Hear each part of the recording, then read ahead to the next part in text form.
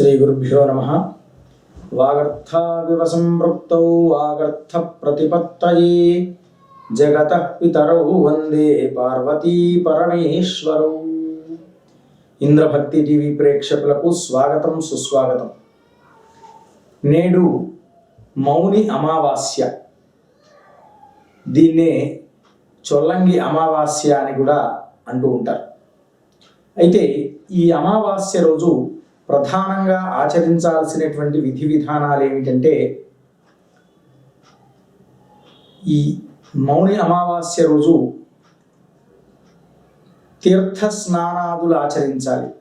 ఈరోజు విశేషించి లక్షలాది మంది ప్రజలు ప్రయాగ్రాజ్కి వచ్చి స్నానమాచరించుకుంటూ ఉంటారు త్రివేణి సంగమంలో.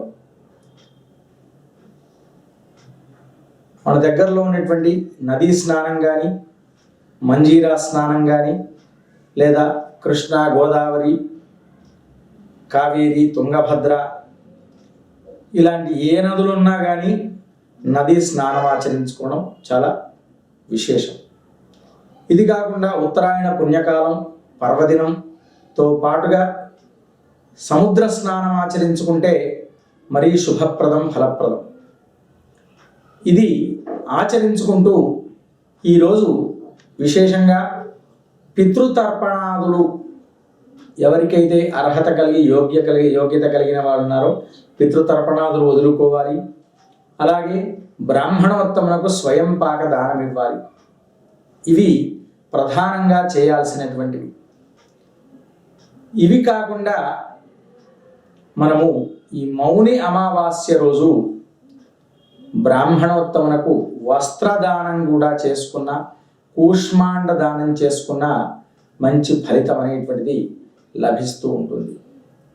ఈ మౌని అమావాస్య రోజు ప్రాతకాలమునందే లేచి చక్కని స్నానాదులు ఆచరించుకొని, తలండ్రు స్నానం ఆచరించుకొని ఈరోజు శివారాధన, శివునికి మహన్యాసపూర్వకంగా సకృత్వారం కానీ, ఏకాదశ వారం కానీ రుద్రాభిషేచనం ఎవరైతే చేస్తూ ఉంటుంటారో అలాంటి వారికి సకల విధాలైనటువంటి దోషాదులు పరిహారం అవుతూ ఉంటాయి.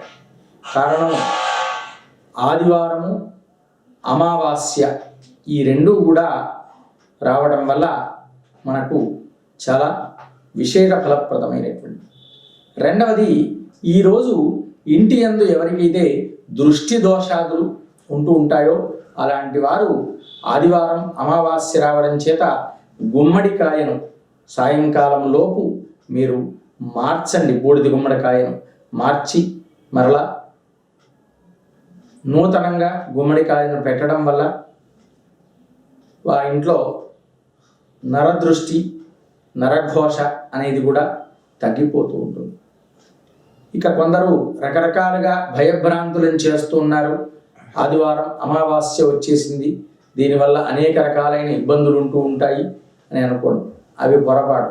భగవన్నామస్మరణ మీరు ఎప్పుడైతే ఆచరిస్తూ ఉంటుంటారో ఈరోజు శివునికి రుద్రాభిషేకం కానీ, శివాష్టోత్తర శతనామావళి కానీ ఇది పఠించి మనము చక్కగా ఈ చొల్లంగి అమావాస్య లేదా దీన్ని మౌని అమావాస్య అని అంటూ ఉంటారు.